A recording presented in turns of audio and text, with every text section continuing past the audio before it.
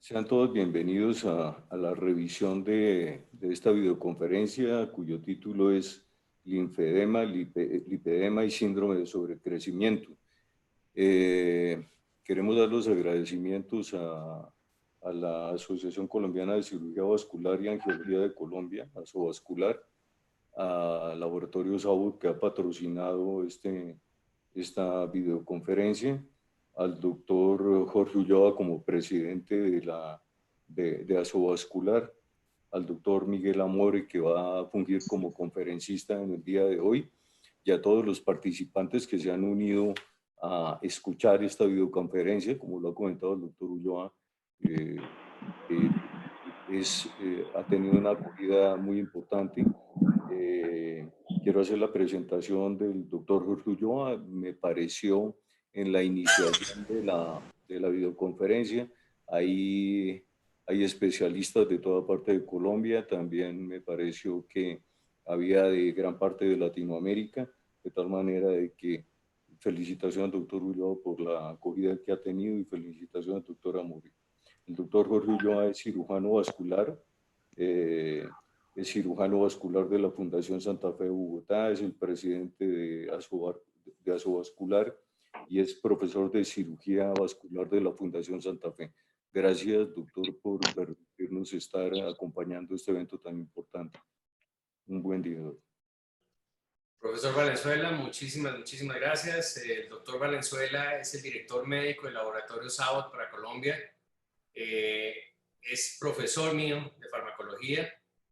Ahí como lo ven tan pelinegro y tan joven. Hace unos buenos años compartimos un espacio y fue bastante agradable. Lo poquito que sé de farmacología se lo agradezco a él. Se lo debo a él. Gracias, doctor. Es usted muy gentil. Quiero dar un agradecimiento especial al Laboratorio Sabot, quien está brindando este espacio y gentilmente nos está permitiendo y nos hizo la difusión para poder presentar a nuestro conferencista del día de hoy, de la tarde de hoy, que es el doctor Miguel Amore. Presento entonces al doctor Miguel Amore. Actualmente es el presidente de la Sociedad Mundial de Linfología.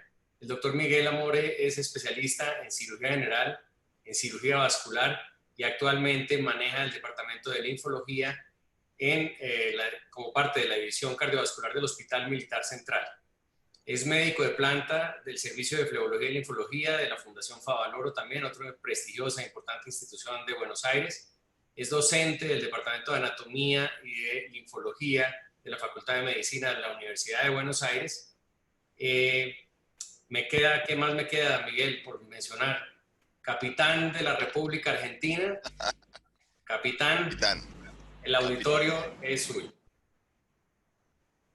Muchas gracias.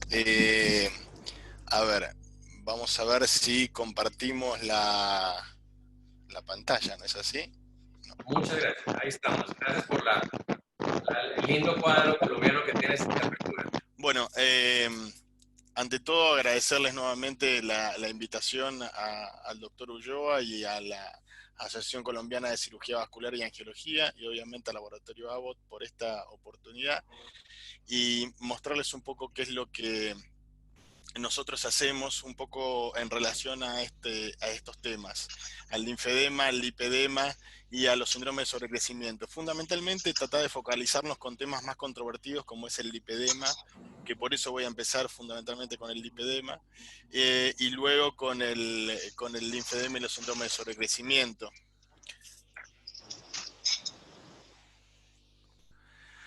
Bueno, no tengo ningún tipo de interés.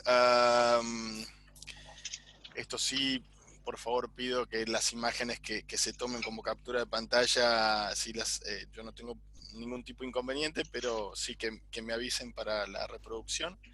Esto es un esquema gráfico sobre los... voy a cerrar ahí.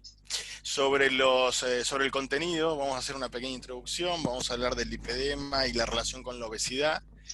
¿Qué es lo que sucede con el linfedema? Porque muchas veces esto se mimetiza y se relaciona y se confunde, porque el linfedema es una enfermedad muy desestimada o subestimada, y muy frecuentemente se lo confunde con la obesidad, se lo confunde con el linfedema. Y después vamos a hablar obviamente del linfedema, vamos a hablar de las malformaciones del sistema linfático y los síndromes de sobrecrecimiento, para luego hacer las preguntas y respuestas. Ahí bien hablamos del lipedema, y en realidad desde el año 41, donde lo escribe Allen y Hinz, como esa distribución anómala del tejido celular subcutáneo en distintas localizaciones, doloroso, porque en general el lipedema duele. Cuando uno toca a los pacientes, el paciente se queja, viene con nosotros, viene a consultar porque le duele. Habitualmente hace hematomas espontáneos, hace hematomas, eso es otra de las características. Se dan mujeres jóvenes y fundamentalmente se dan mujeres, con lo cual hace pensar que tiene una relación con los estrógenos. Y en la poca cantidad de pacientes masculinos, la poca cantidad de pacientes que hay con lipedema, en general es porque tienen bajo dosaje de testosterona. Y eso es muy importante. Si hay algo de lo que sí se tiene certeza, es que está relacionado con los estrógenos. Por eso está frecuentemente usado para mujeres jóvenes. Y otra de las cosas que se vio con el transcurso del tiempo, y es para también darle mucha trascendencia, es todos los avances y las investigaciones que se han hecho y las relaciones que se hicieron sobre la alteración, si es una enfermedad evolutiva, si es una alteración que altera el desarrollo psicológico. Es muy importante. Van a ver que hay un montón de diagnósticos diferenciales sobre le pedimos si pueden cerrar los micrófonos.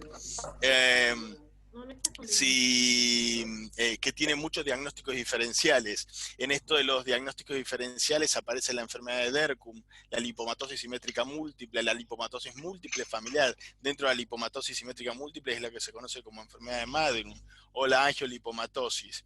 Son todos diagnósticos diferenciales de patologías del tejido celular subcutáneo que muy frecuentemente se confunden con el lipedema. Y esto es muy importante tenerlo en cuenta porque son diagnósticos diferenciales. La enfermedad de Derkum, por ejemplo, se la conoce como adiposis dolorosa y se la confunde frecuentemente con la fibromialgia, que es una cosa muy frecuente por la cual las mujeres vienen a consultar al consultorio. Uno las toca y les duele, les toca los brazos, les duele. Y en la imagen que van a ver a la derecha, van a ver un gráfico donde es para que vean que hay un intenso avance sobre tratar de identificar la genética del lipedema y los trastornos del tejido celular subcutáneo, a pesar de que no hay todavía demasiada lucidez sobre, o demasiada luz sobre la alteración, cuál es el gen que puede llegar a provocar. Sí hay muchos fenotipos, características del lipedema que aparecen en determinados síndromes y que sí se conoce esa mutación, pero todavía falta mucha investigación respecto de eso. Así que por eso es muy importante tratar de dilucidar este tema del lipedema, que es una enfermedad, como les digo, está muy subestimada. Y ahí van a ver los estadios, hay muchas clasificaciones. Yo traté de hacerlo lo más simple posible. ¿Por qué? Porque hay distintas clasificaciones. Fíjense el estadio 1. El estadio en realidad son distintos tipos, porque hay algo que hay que aclarar, que el lipedema no es una enfermedad evolutiva. Lo que es evolutivo, que está muy frecuente asociado al lipedema, es la obesidad. Cuando el paciente gana peso es donde aparecen los problemas. Lo que es evolutivo es que el paciente gane peso, no el lipedema. Por eso el lipedema no es una enfermedad evolutiva. Por eso el tema de estadios es bastante relativo. El paciente que se mantiene, no sé si el cursor lo están viendo, pero imagino que sí.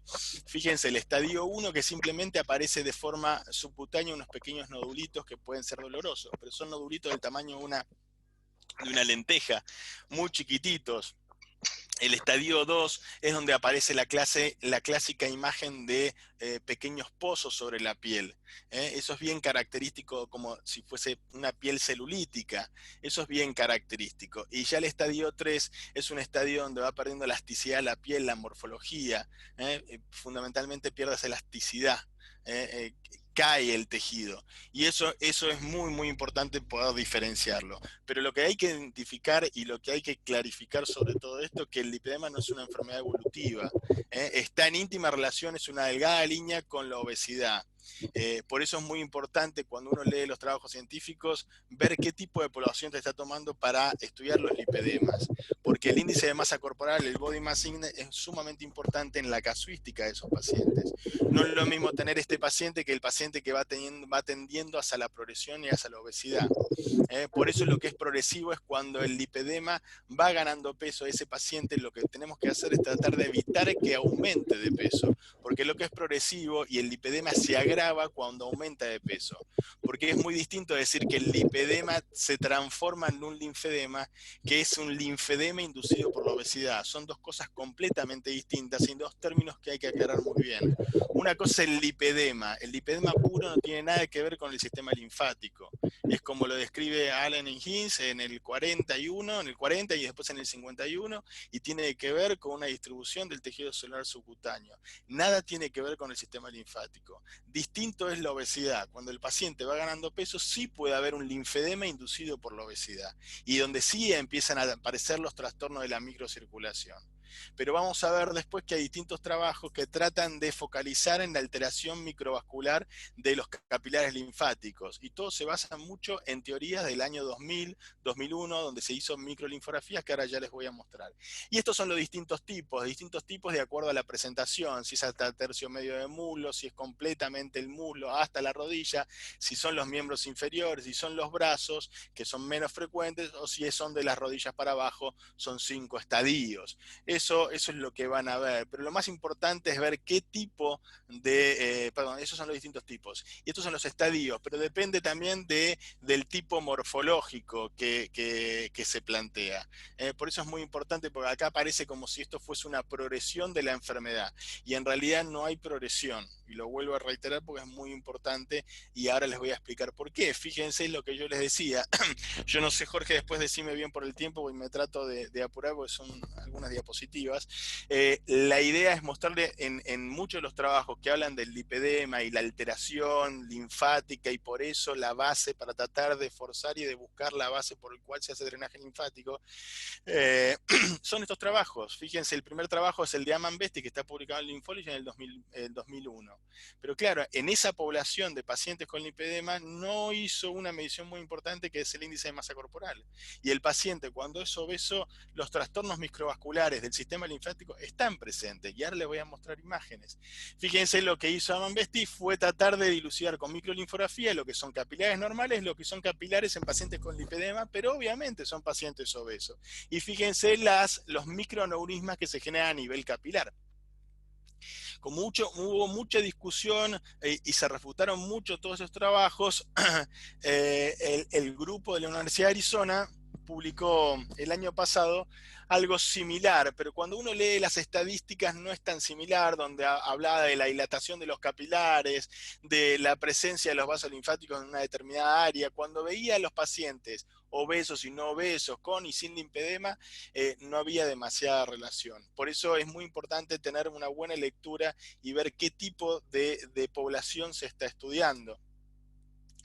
Ahora, lo que sí sabemos, ¿por qué? Porque lo que se le acusa al tema del sistema linfático es esa dilatación, ese aumento de la permeabilidad y esa extravasación de líquido, y el fluido extracelular hace que genere ese dolor. Eso es la base por la cual se hace el drenaje linfático, y eso es por la cual en muchos lugares está nomenclado para hacer drenaje linfático, y en realidad el drenaje linfático en el lipedema, y de esto soy totalmente consciente, no está científicamente comprobado.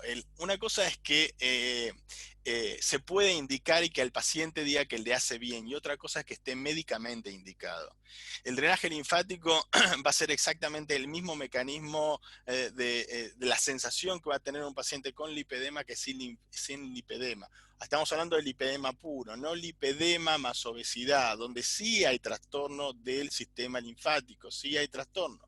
se iban a ver los capilares. Cuando uno evalúa las linfografías radioisotópicas y hay trabajos sobre eso, tampoco se evalúa en muchos de los trabajos el índice de masa corporal, como tampoco se evalúa la población pura con lipedema. Van a haber pacientes con lipedema e insuficiencia venosa crónica.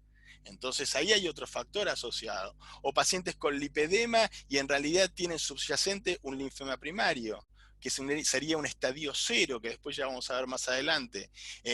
Y eso es muy importante, porque tiene un linfedema y van a ver la linfografía radioisotópica del paciente que tiene el fenotipo del lipedema, pero también tiene sobreagregado un estadio 0 de un linfedema, que no está desarrollado clínicamente. Y esto es interesante porque uno de los trabajos se trató de buscar la causa por la cual se genera inflamación. Si no había esta afectación del sistema linfático, ese aumento de la permeabilidad por la cual se le echaba la culpa del sistema linfático, busquemos otra causa. Entonces se habló que la inflamación a nivel del tejido celular subcutáneo es la causa por la cual generaba el dolor en estos pacientes. Y esa es la causa por la cual se genera el dolor. Hay un mecanismo inflamatorio. Por eso en los pacientes es muy importante tratarlo con antiinflamatorios puntualmente que afecte a nivel del tejido celular subcutáneo. Es muy importante porque fíjense ese trabajo de Crescenzi que se publicó este año, donde él ya tenía otro trabajo de hace 2 años o el año pasado, donde midió la cantidad de sodio, y el sodio es un marcador de la inflamación. Primero lo midió en piel y después lo midió a nivel del tejido celular subcutáneo y a nivel del músculo. Y fíjense en el control, como los niveles de sodio, que son los que están marcados acá, son mucho menores en el paciente que no tiene lipedema que el paciente que tiene lipedema. O sea que el sodio, que es un marcador de la inflamación, hace pensar que hay un mecanismo inflamatorio por lo cual al paciente hace que le duela. Y no el aumento de la permeabilidad capilar y el líquido y los trastornos a nivel de los capilares linfáticos. Ojo, también es un tema, es un trabajo controvertido porque la cantidad de sodio en los miembros superiores fue prácticamente igual en los pacientes con y sin lipedema, pero sí en los miembros inferiores hay una marcada diferencia que habrá que ver en el futuro por qué. Y ahora van a ver respecto a las linfografías. Fíjense en un paciente con un lipedema puro. Una cosa es un paciente con un lipedema puro donde no hay obesidad. El índice de masa corporal se respeta, donde solamente es la distribución anómala del tejido celular subcutáneo, fundamentalmente de la rodilla para abajo, que respeta el pie, porque esa es otra de las características del lipedema. Respeta el pie, respeta las manos. Entonces, fíjense cómo se corta a nivel del pie y van a ver esa distribución a nivel de las pantorrillas, a nivel de la rodilla hacia el tobillo. Pero fíjense lo que es la linfografía radioisotópica, que es completamente normal. Ahora, distinto es un linfedema puro, sin obesidad. No mezclemos las dos cosas porque nos va a salir distinto en la linfografía. Fíjense cómo la linfografía radioisotópica en esta paciente es completamente normal del lado sano o relativamente normal, y fíjense que no hay ascenso de ninguna corriente linfática en el paciente, en el miembro linfedematoso. Fíjense lo que es el edema del pie, lo que es el edema de la pierna, de la pantorrilla, del muslo. Fíjense ahí la pantorrilla. Y en un paciente donde se mezcla el lipedema más la obesidad. Cuando el paciente va ganando peso, todos esos trastornos microvasculares van apareciendo. Por eso ahí podemos hablar del drenaje linfático y la combinación con todo lo que quieran. Pero recién a partir de cuando el paciente sobrepasa los 30 kilogramos por metro cuadrado del índice de masa corporal. Entonces es muy importante, fíjense la linfografía, donde hay un retardo en el ascenso, donde hay alteración a nivel de la pierna, completamente con circulación derivativa. Eso es muy importante, los trastornos que se van a ver de acuerdo si el paciente es un lipedema puro, si es un linfedema puro, o si es un lipedema con obesidad, y ni les cuento si es un linfedema con obesidad. Ahora fíjense qué es lo que pasa en pacientes que nosotros operamos. Una cosa es ver un lipedema, que después podemos discutir el tema de los tratamientos, porque está muy discutido. Si el tratamiento es médico, fundamentalmente basado en si tiene algún trastorno hormonal, corregírselo obviamente. Si le damos drogas para trabajar sobre la inflamación, y eso es muy importante. Hay un montón de drogas que tratan sobre la inflamación, drogas de origen natural como el selenio.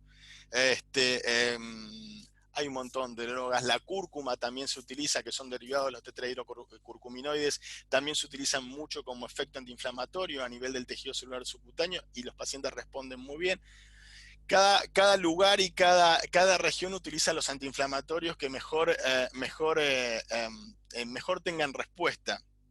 La metformina también se está utilizando en pacientes de estadios 2, 3, o sea, donde van evolucionando, pacientes que tengan obesidad, obviamente síndromes metabólicos también se los utiliza. La metformina porque se vio en estudios experimentales que reducía el grado de fibrosis en el tejido celular subcutáneo, pero son pacientes muy seleccionados. Por eso es muy importante primero calmar el dolor. Y una de las condiciones muy importantes, y tal vez me paso para otro campo, es el tema del tratamiento, porque el tratamiento en estos pacientes se habla mucho de la liposucción, y hoy día está en boga el tema de la liposucción, y hay que tener mucho cuidado, porque esto también se habla de que es heredofamiliar y en eso estamos de acuerdo, a pesar de que no se conoce bien el tema de la mutación genética, si hay síndromes que tienen un fenotipo específico del lipedema, pero hay que tener en cuenta que si está genéticamente condicionado, como suponemos, que yo le haga una liposucción no implica que no vuelva a aparecer el problema. Sí, lo que se vio es que calma el dolor, calma la inflamación, calma el dolor. Por eso hay que ser muy selectivo con este tipo de pacientes cuando indicamos una liposucción. El dolor tiene que ser mayor a 6 meses, ojo cuando se mezcla con obesidad, porque no tiene que pasar mayor de 32 de índice de masa corporal. Eso es muy importante. El paciente tiene que tratar de mantener el peso por lo menos por 2 años y no pasar de ese índice de masa corporal. Es muy importante. Y fíjense cómo es el tejido celular subcutáneo en un paciente con un lipedema puro. Cómo es el tejido en un paciente donde el paciente es obeso, tiene lipedema y también tiene linfedema, porque ese trastorno microvascular por el aumento de la grasa corporal, el aumento de la grasa en el tejido celular subcutáneo, termina comprimiendo el tejido celular. Se abrió un micrófono. El tejido celular subcutáneo y empieza esa compresión a nivel del intersticio, a nivel capilar y termina desarrollando grandes linfoceles con grandes cantidades de líquido. Por eso es muy importante en estos pacientes hacer previo a la cirugía el drenaje linfático para tratar de evacuar la mayor cantidad de líquido y después hacer una resección. Distinto es un linfedema puro. Fíjense cómo se ve un linfedema puro, el tejido completamente fibrosado. Esto obviamente es un proceso evolutivo, pero fíjense los mecanismos distintos. Ahí van a ver distintos ejemplos de obesidad relacionada con lipedema o lipedema y linfedema, y si ustedes lo quieren llamar, más que lipolinfedema, son linfedemas inducidos por la obesidad. Eso sería el término correcto, porque el lipedema no es una enfermedad progresiva. Lo que es progresivo y que frecuentemente se desarrolla es el tema de la obesidad en los pacientes con lipedema. Por eso es muy importante que traten de mantenerse en un peso. Fíjense, yo creo que están viendo, ¿no? Fíjense en este paciente lo que sucede a nivel abdominal. La obesidad va desarrollando una gran masa linfedematosa a nivel de la pared abdominal. Lo mismo sucede a nivel de la pierna. ¿Parece un testículo? No. Pero esto es un gran bultoma en un paciente obeso, que es un mecanismo, es un círculo vicioso. Directamente se va desarrollando esa masa linfedematosa, el paciente es obeso, va ganando peso, se mezcla la grasa, el tejido celular subcutáneo con los grandes linfocitos y son grandes cavidades que después terminan, cuando nosotros hacemos la resección de esto, vemos grandes cavidades necrosadas dentro. Por eso es muy importante que el paciente trate de bajar de peso, hacer un buen drenaje linfático, sí en estos pacientes, pero no en el lipedema puro. Y eso es muy importante, tratar de mantener el peso y hacer cuando es correcto el drenaje linfático. Lo mismo, fíjense la paciente que habían recién, fíjense cómo es el tejido cuando es lipedematoso puro, fíjense en un tejido donde no hay ningún tipo de líquido o de cavidad que acumule linfa, pero fíjense en otros sectores como había grandes linfoceles. Fíjense acá cómo se ve el gran edema que hay en el tejido celular subcutáneo. Por eso es muy importante en estos pacientes hacer un buen reposo, internarlos, hacerles drenaje linfático seguido, estando internado, tratando de reducir la masa de esa linfedematosa y el gran edema que hay en el tejido celular subcutáneo. Traten de cerrar uno de los micrófonos. Fíjense lo mismo que yo les dije, lo mismo que yo les dije recién respecto del lipedema y el linfedema. Cómo se mezcla todo completamente y cómo trata en este paciente, cómo tratamos de internar a ese paciente y tratar de hacerle drenaje para tratar de evacuar la mayor cantidad de líquido. Fíjense cómo el paciente ingresó y cómo evolutivamente fue directamente cómo está el tejido completamente laxo. Esto sí es tejido lipomatoso. Esto es lipomatoso. Pero esto, fíjense cómo se ve el tejido, son grandes cavidades. ¿Por qué? Porque evolutivamente el paciente fue ganando peso, fue alterando la microcirculación linfática y se fue desarrollando grandes cavidades de linfa adentro y grandes fibrosis, y eso es importante drenarlo previo a la cirugía. Respecto del linfedema, después vamos a hablar sobre primario, secundario y todas las relaciones. No quiero extenderme demasiado sobre esto, pero vamos a ver cómo se ve el tejido. Recién lo veíamos, cómo se ven las imágenes, y sobre las imágenes me quiero profundizar antes de avanzar sobre la clasificación y sobre todo lo demás, porque tenemos un gran desarrollo en imágenes nosotros en nuestro servicio. Fíjense cómo se ve una resonancia magnética, cómo se ve el tejido, que es exactamente la fibrosis que se va a ver acá a nivel del tejido celular subcutáneo, cómo se ve esa imagen clásica de panal de abeja, cómo se ve una linfografía.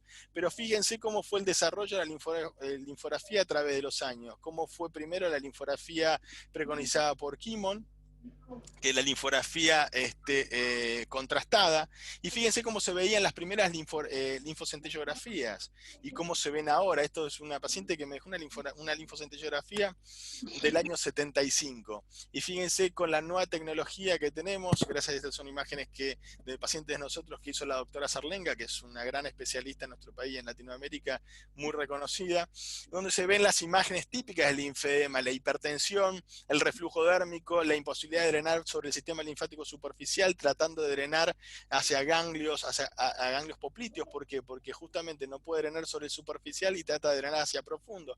Está tratando de compensar la circulación linfática hacia el sistema linfático profundo. Fíjense en un paciente donde tiene una gran alteración, además de un linfedema asociado a un reflujo de Kilo, que después vamos a ver. Pero es muy importante interpretar las linfografías, porque hay linfografías donde se ve puramente esta imagen y tal vez uno puede interpretar, si no ve esta imagen de los ganglios acá, puede interpretar que es una enfermedad de Milroy, porque cuando uno inyecta el radiocoloide en un paciente con una enfermedad de Milroy, directamente no se mueve porque la alteración está a nivel.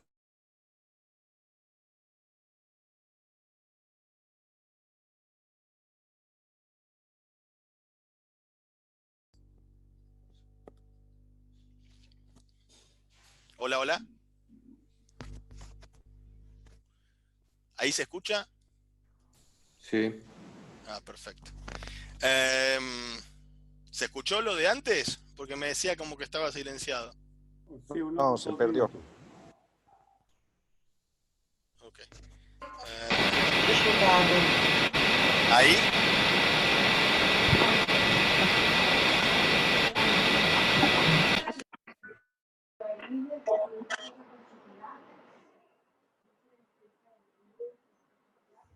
Cancelar, ya le dije que cancelar.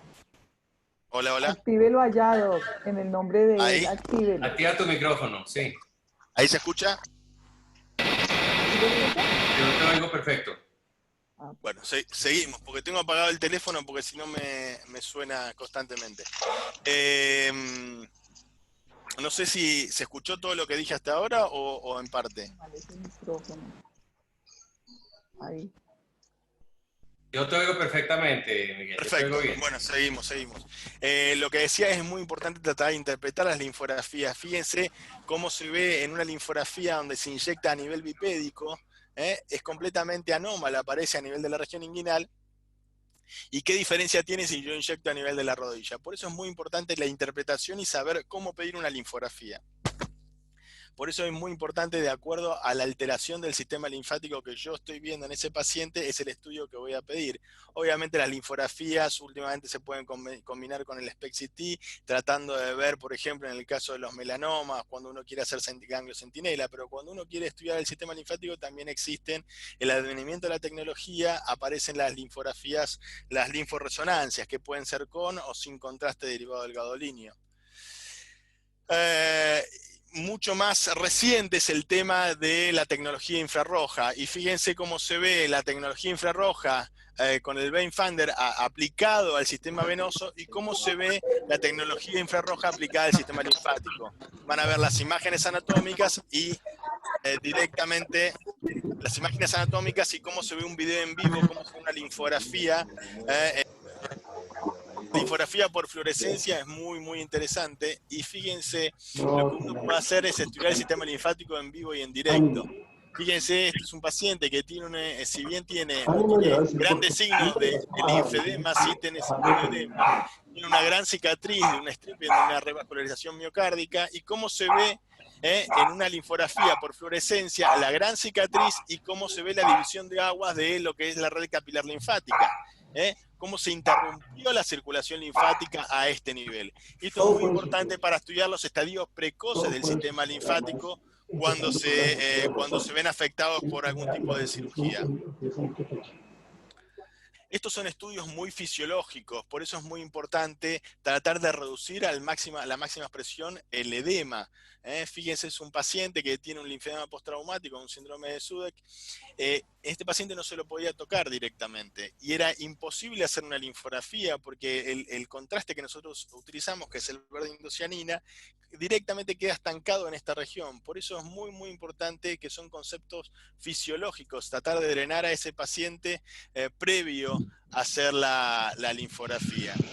Y en el caso de la clasificación del linfedema, más allá de que después vamos a ver si es primario, secundario y toda la cuestión, con el advenimiento de esta tecnología podemos ver cómo está fehacientemente el sistema linfático de forma precoz. Fíjense cómo se ven los vasos lineales completamente normales. Es una clasificación que propone algunos colegas japoneses sobre la estadificación del linfedema de acuerdo al estadio, obviamente, valga la redundancia, el estadio evolutivo. Fíjense cómo se ve ese salpicado a este nivel, donde es un paciente que tiene un linfedema secundario, que después ya le voy a contar por qué.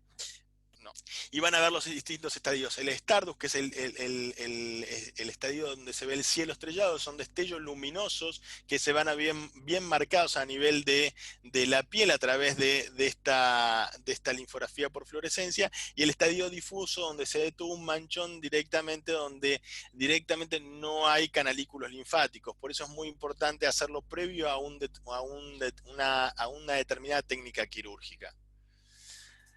Y ahí van a ver, es muy, muy interesante para poder tratar de identificar qué tipo de linfedema y cómo está afectado el sistema linfático en los distintos tipos de pacientes. Fíjense que es un paciente que lleva en este caso 30 días posoperatorios de una linfadenectomía axilar, pero este paciente lo seguimos a los 5, a los 15, a los 30, a los 90 días de posoperatorio de una linfadenectomía axilar, porque queríamos ver cómo estaba ese sistema linfático después de una linfadenectomía, porque hay pacientes que ¿por qué desarrollan un linfedema inmediatamente? Y hay otros pacientes que pasan quizás 10 años y no desarrollan ningún tipo de signo de edema en ese miembro afectado. Y fíjense, a los 30 días del desarrollo de la linfadenectomía empiezan a aparecer destellos luminosos que son indicios indirectos de que se está alterando la linfangiomotricidad, y se va acumulando ese colorante, que es el verde indocianina, dentro del vaso linfático. O sea que se está alterando la motricidad del vaso linfático en este paciente. Si bien el estadio 0, porque clínicamente no tiene ningún tipo de signo de edema, pero se va alterando la linfangiomotricidad. Lo mismo sucede en estadio evolutivo. Fíjense, a los 90 días posoperatorios se empieza a ver distinta circulación colateral, que es lo que está tratando de de compensar a este paciente. No desarrolla signos de edema porque está tratando de desarrollar circulación colateral. Lo mismo, voy tratando de acelerar respecto de esto. En una paciente que viene con un estadio 0, no tiene ningún tipo de signo de edema, solamente viene con dolor. Refería a tener dolor en esta zona, en la zona del hombro. Cuando hacemos la linfografía después de mucho tiempo, porque descreíamos un poco de lo que sentía, porque realmente no tenía ningún tipo de signo de edema, solamente el dolor en el hombro y en la cara lateral del brazo, fíjense cómo se ven los signos de hipertensión linfática. Obviamente una paciente que tenía una linfadenectomía axilar por un cáncer de mama, pero el dolor no era signo puntual para indicación para hacer una linfografía. Pero la hicimos y fíjense cómo el sistema linfático está, obviamente hay una hipertensión tratando de compensar por la red capilar. Otro tipo de paciente donde sí es un linfedema mucho más avanzado, donde sí hay fibrosis del tejido, y fíjense cómo en un estadio más evolutivo, con la linfografía por fluorescencia, se ve ese patrón de cielo estrellado, ese patrón Stardust, donde se ve esos destellos luminosos, porque ya empieza a haber afectación de esos capilares, se altera la linfangiomotricidad, y empieza a haber circulación colateral hacia la mama contralateral. Fíjense, esta es la mama, estos son los plexos que hay a nivel del sector intercostal, preesternal, y fíjense cómo se interconecta a través de la piel hacia la mama contralateral. Es muy, muy interesante con este tipo de imágenes tratar de identificar este tipo de patrones. Si fíjese un paciente que simplemente tenía una artritis psoriásica, estaba tomando inmunosupresores y había desarrollado un edema a nivel del dorso de la mano. Pero fíjense que la paciente tenía la alteración a nivel de los vasos linfáticos en ambas manos. Fíjense lo que son las palmas, la dilatación de estos vasos linfáticos a nivel del tejido celular subcutáneo, es bien superficial. Y fíjense como a nivel de donde tenían los signos del edema, cómo se ve otro tipo de patrón completamente distinto, donde sí ya hay afectación de los vasos linfáticos. Esto es muy importante destacar, porque tal vez hay muchos fisioterapeutas tratando yo no me voy a dedicar en rehabilitación porque Colombia tiene la Escuela Colombiana de Linfología junto al doctor Latorre, que merece mi respeto, así que no voy a hablar sobre rehabilitación en el linfedema, pero sí uno de los paradigmas muy importantes que tiene es el tema de la presión, no sobrepasar los 40 milímetros de mercurio. Y nosotros hicimos pruebas, mientras que va pasando el video yo les voy contando de qué se trataba, es hacer una linfografía y poner un manguito de insuflación y tratar de ver con qué compresión se movía esa linfa, ese fluido a través de que se podía llegar a ver a través de la fluorescencia, y es cuando en este paciente tenía un linfedema con intensa fibrosis, cuando la presión sobrepasaba los 80 milímetros de mercurio. Y esto no lo inventé yo, lo tiene publicado el SESCI hace mucho tiempo y lo trataban de loco, y la realidad es que es verdad. En un paciente sano, está bien, debemos preservar los vasos linfáticos, no sobrepasar los 40 milímetros de mercurio, que está muy bien, pero un paciente con un linfedema con 40 milímetros de mercurio no se moviliza, o se moviliza muy poco. Por eso hicimos la prueba con el manguito. Fíjense, cuando uno insufla por encima de 80 milímetros de mercurio, donde se empieza a captar luminosidad, fluorescencia. Por eso es muy importante con estos tipos de estudios romper esos paradigmas de la presión que hay que ejercer sobre los pacientes con linfedema. Rápidamente, otras indicaciones, la linfografía por fluorescencia, simplemente para que vean en un linfocele cómo se ve una linfografía por fluorescencia, en una linfografía radioisotópica donde no capta ese gran linfocele que tenía comunicación intrapelviana también, como van a ver acá en la resonancia, en la tomografía, y lo que van a ver acá, cómo se ve en la linfografía por fluorescencia, donde se detecta esa gran masa del linfocele, que tenía dos linfoceles conectados. En otro tipo de malformaciones, donde hay una malformación del sistema linfático, es una malformación compleja, donde hay una malformación venosa, capilar y del sistema linfático, que son estas linfangiectasis hemorrágicas, que es el síndrome de Klippel-Trenaunay. Fíjense cómo se ven esas dilataciones a este nivel. Son linfangiectasis hemorrágicas. Muy frecuentemente estas lesiones, al lastimarse, se erosionan, sangra y empieza a salir linfa. Por eso es muy importante tener el concepto que son malformaciones del sistema linfático, por eso es una malformación combinada el síndrome de Klippel-Trenaunay. Por eso en las nuevas clasificaciones aparece como una malformación combinada. Ahora sí, yo no me quiero extender respecto, y por el tiempo, no sé cómo venimos, Jorge, cualquier cosa decime, respecto de lo que es primario y lo que es secundario.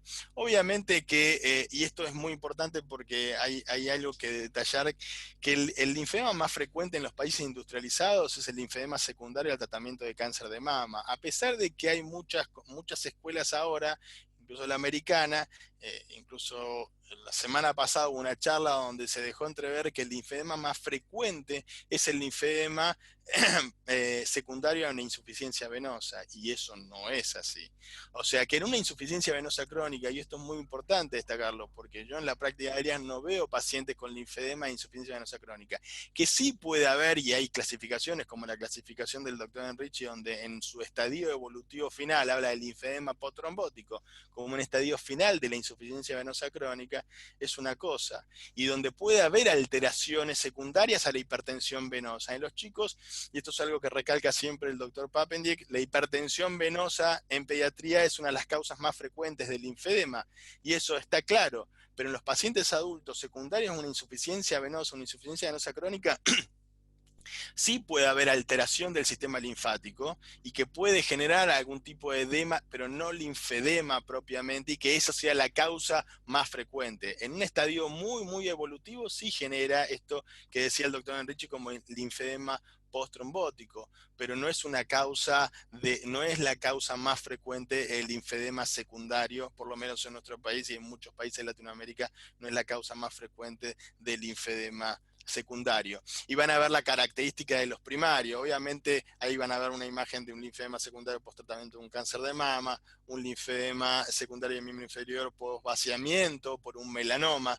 Y en los primarios es muy interesante porque hay muchos síndromes que cursan, que son el epifenómeno, la punta del iceberg, son el fenotipo, lo que se ve es el linfedema, pero en general son parte de un síndrome mucho más complejo. Hay muchísimos síndromes que comparten que tienen la característica de un linfedema primario que tiene asociado otra característica, y está en la habilidad de nosotros poder determinar cuál es, porque determinando cuál es, sabiendo de qué forma se presenta, si es de forma congénita, si es precoz y tardío, que eso también está mucho en discusión porque hay nuevas clasificaciones, si son parte de un síndrome, si no son parte de un síndrome, si son de aparición temprana o tardía, que eso no es tema de discusión hoy, pero está bastante en discusión ese tipo de clasificación. Pero lo más importante es tener la habilidad para saber si este linfedema primario, por más que sea de aparición tardía, forma parte de otro síndrome. Y en eso están las imágenes que le pidamos, si yo le pido un cariotipo, si le pido un estudio genético puntual para determinar si ese síndrome, por ejemplo, puede ser un síndrome linfedema de Stichiasi, donde se conoce ya qué tipo de mutación genética es, y está en la habilidad de poder mandarlo al oftalmólogo o poder determinar con una lámpara de hendidura si tiene una doble hilera de pestañas o no, y entonces sí es un linfedema que encaja en un es bien característico de aparición tardía, y sí se conoce la mutación genética. ¿Para qué? Para poder determinar dónde encuadra ese paciente y cómo va a evolucionar. Es muy importante conocer que los linfemas, por ejemplo, los linfemas primarios tardíos tienen una característica que habitualmente se conservan a través del tiempo, no evolucionan hacia los grandes linfedemas. Obviamente depende mucho de las medidas higiénico-dietéticas que tengan, si se cuidan, si tienen conciencia en su enfermedad, a diferencia de los primarios que de aparición muy temprana, que sí tienen la característica más evolutiva. Y eso es un trabajo que presentó el doctor Bourgeois el año pasado en Bruselas, un trabajo muy interesante sobre las linfografías y radioisotópicas evolutivas en estos pacientes con linfedema primario precoz y linfedema primario o congénito y linfedema primario más tardío, de aparición tardía. Y ojo, con los linfedemas primarios tardíos son muy frecuentes en el consultorio y es muy importante tener la habilidad para poder detectarlos. Y esto es lo que yo les decía, fíjense, la expresión tal vez es el linfedema, son los deditos, el signo de Sternberg, que si bien no es patognomónico del linfedema, pero nos ayuda a poder tratar de dilucidar qué tipo de edema tiene, y es un linfedema. Pero esta pacientita venía con una citis quilosa, entonces puede encuadrar en un síndrome de Baldman. hay que ver si no tiene retraso mental, si no, y toda la cuestión para determinar si es otro tipo de síndrome como síndrome de Henneken. Pero de todas maneras es muy importante tratar de dilucidar todo esto y tratar de ver el epifenómeno, que no solamente es el linfedema, sino hay otras características que es muy importante tratar de buscar y poder identificar para saber de qué estamos hablando. Y en cuanto al sistema linfático, puntualmente, el linfedema primario se conoce como hoy día se considera como una malformación del sistema linfático.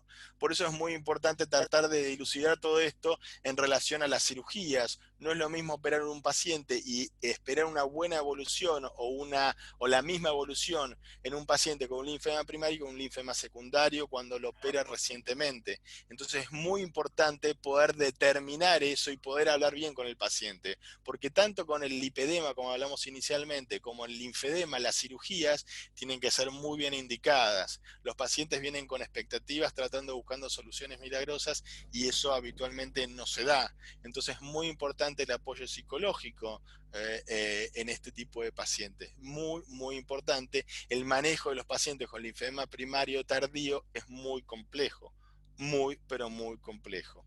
Entonces, lo que sí tenemos que tener, esto es una malformación capilar, esto es una malformación del sistema linfático. Fíjense cómo distinta malformación del sistema linfático, pero el linfedema primario, como lo que van a ver acá en este miembro inferior izquierdo, es considerado una malformación del sistema linfático.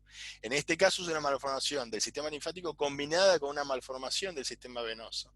Todo depende si es troncular o si es extratroncular. Por eso, cuando es troncular, puede frecuentemente desarrollar linfedema y cuando es extratroncular, no. Por eso, en este caso, van a ver que la malformación a nivel de estas linfangiectasias es la malformación capilar, la malformación que tiene el sistema linfático en el síndrome de Klippert-Trenaunay. Y esto es muy interesante porque ya entramos en el capítulo de síndrome de sobrecrecimiento. Si bien esto no tiene nada que ver con el síndrome de sobrecrecimiento, pero hay muchos síndromes de sobrecrecimiento que se tratan con inmunosupresores y es la droga como mágica de los últimos tiempos. Y se abrió una ventana de esperanza con un montón de pacientes con malformaciones, con síndrome de sobrecrecimiento, malformaciones fundamentalmente venosas y linfáticas que tienen muy buena respuesta con este inmunosupresor, que fundamentalmente se lo utiliza en dosis muy específicas, se lo utiliza para el trasplante renal, para el trasplante hepático. Hay distintos derivados del tacrolimus, sirolimus, everolimus, y es muy importante porque se lo utiliza mucho, se lo utiliza muchísimo este tipo de drogas, como se utilizan otro tipo de drogas para tratamiento también del linfedema. Como ya dije, yo no voy a hablar de la rehabilitación, que es la base de todo tratamiento en el paciente con linfedema, porque me parece una falta de respeto estando el doctor Latorre del otro lado, allí en Colombia, pero sí les puedo hablar de cuando pasan esa etapa y no tienen evolución con respecto al tratamiento médico, se empiezan a barajar otras alternativas como los tratamientos quirúrgicos, previo a haber pasado por tratamientos farmacológicos.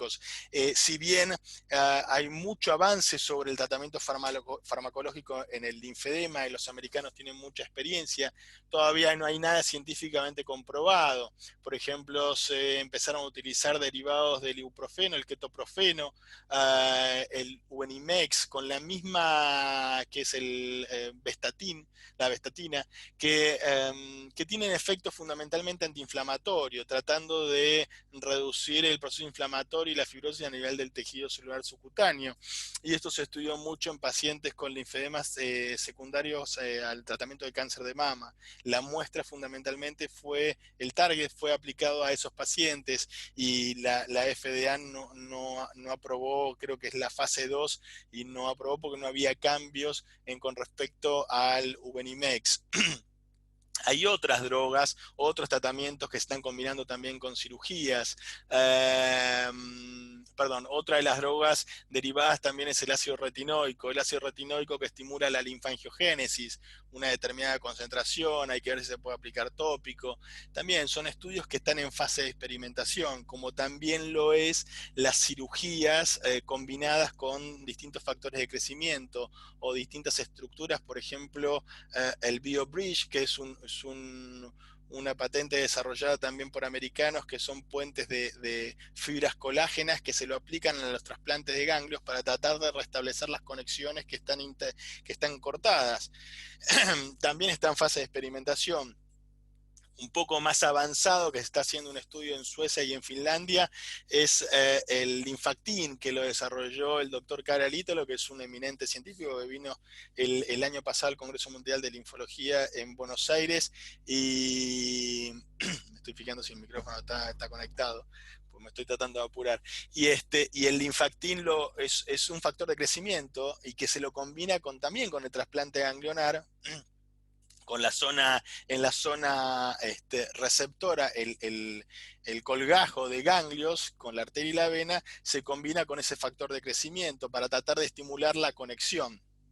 Es bastante relativo y muy discutido, porque hay trabajos que demuestran que ese factor de crecimiento puede estimular o despertar, porque si el target también son pacientes operadas por cáncer de mama, puede desarrollar metástasis secundarias al uso de los factores de crecimiento. Por eso hay que ver bien cómo se va desarrollando y todavía no está, creo que hasta ahora todavía no está en uso. Sí, lo estaban probando en Finlandia y en Suecia.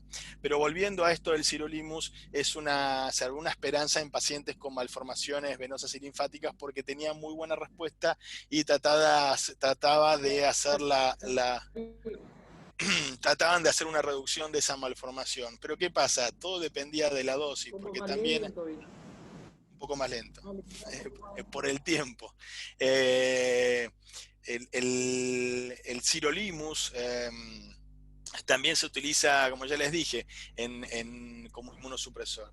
Entonces, por un lado se lo utiliza para las malformaciones venosas y linfáticas, pero por otro lado, nosotros tenemos muchos pacientes, porque trabajamos en conjunto con la unidad renal y de trasplante, vemos muchos pacientes de linfedema inducido por la rapamicina. Ahí está, es el otro nombre, no es el nombre comercial. El Rapamune es el nombre comercial, uno de los nombres comerciales. El linfedema inducido por el sirolimus acá está mal escrito el nombre, el linfedema inducido por la rapamicina. Y esto es muy interesante porque veíamos pacientes que estaban tratados con rapamicina y que nosotros por un lado se lo damos a las malformaciones linfáticas para tratar de reducir, y por otro lado desarrollaban linfedema. Y eso tiene que ver probablemente con la dosis que uno trabaje en estos pacientes trasplantados. Son dosis muy altas y ante un mínimo traumatismo desarrollaban linfedema, y cuando nos autorizaban a hacer linfografías, porque hay que tratar de ver en algunos casos, y en algunos casos era combinada de miembro inferior y después de miembro superior, en algunos pacientes, fíjense cómo se veía la linfografía radioisotópica como una característica del linfedema primario, porque fíjense que se ve una hipoplasia de ganglios. Eso es muy, muy interesante y hay que evaluar muchísimas cosas todavía, pero es muy interesante cómo esta droga se utiliza a favor y otras en contra. Y esto tiene que ver justamente porque se utiliza tratando de inhibir esta alteración de este gen que es el PIK3CA, donde está relacionado con un montón de síndromes de sobrecrecimiento, en las cuales está el clippertrone, el CLOVES, la macrodactilia. No me quiero extender demasiado con esto porque me parece que ya me fui un poco con respecto al tiempo y quería mostrarles un poco sobre las cirugías. Por eso es muy importante cuando nos vienen a consultar pacientes y tienen un trastorno, una hipertrofia, un sobrecrecimiento adiposo asociado a estos nebus, asociado a una macropodia, y que puramente es tejido adiposo.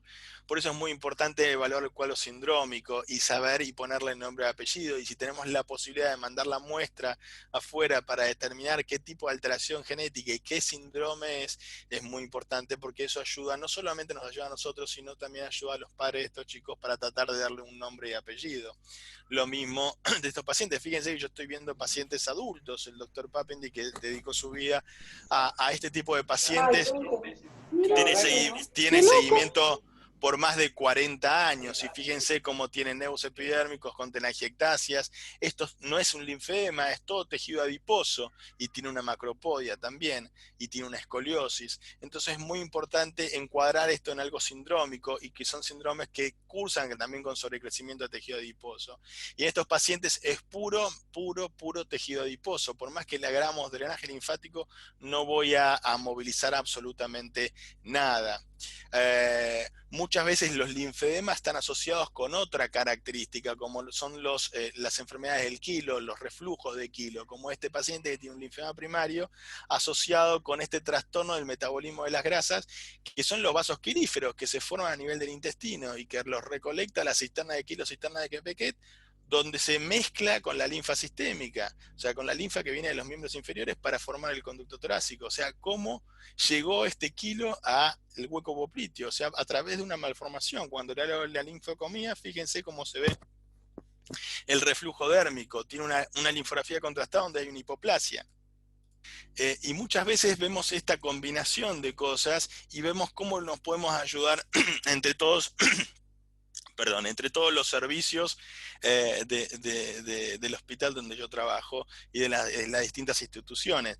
Fíjense, este es un cuadro bastante característico donde cursa con linfedema primario y que tiene linfangiectasia intestinal, y esas linfangiectasias terminan abriéndose y formando una enteropatía perdedora de proteínas, y todas las proteínas de esta paciente, esta chica, las tenía en la cavidad abdominal y perdía kilo constantemente, y cuando incorporaba grasas las terminaba perdiendo. Por eso el rol nutricional en estos pacientes es muy importante, pero a su vez la expresión clínica es el linfedema. Empezamos a estudiarla, hicimos una endocápsula y fíjense cómo se van las dilataciones, las linfangiectasias intestinales. Entonces empezamos a tratar de estudiarla con la tecnología un poco más moderna, de aplicar la fluorescencia también con un equipo de laparoscopía, una cirugía guiada por fluorescencia. Entonces hicimos una inyección a través de una inyección preendoscópica, o sea, una inyección endoscópica previa a la cirugía, le dimos de comer un material graso, que es una crema mezclada con beta-indocianina, también en el intraoperatorio, por si nos quedaba alguna duda, le colocamos una sonda nasogástrica mezclada con crema y mezclada con, obviamente, con el acuerdo del anestesista, y mezclada con el beta-indocianina para poder ver por fluorescencia qué era lo que estaba pasando. Entonces, y además porque teníamos la intención de tomar una muestra de epiplón, como era un linfedema primario y no tenía directamente ganglios, era tomar una muestra de epiplón y traspolarla a ambas regiones inguinales. Y fíjense cómo se ve las obstrucciones que tenían los vasos linfáticos, los vasos quilíferos a nivel del intestino, llenos de material lipídico. Esto genera una obstrucción, es una obstrucción crónica. Fíjense el exudado que tiene, cómo ese exudado iba a cavidad y generaba, fíjense el gran exudado que tiene, cómo se generaba la pérdida de kilo hacia cavidad, no solo de adentro, sino hacia afuera.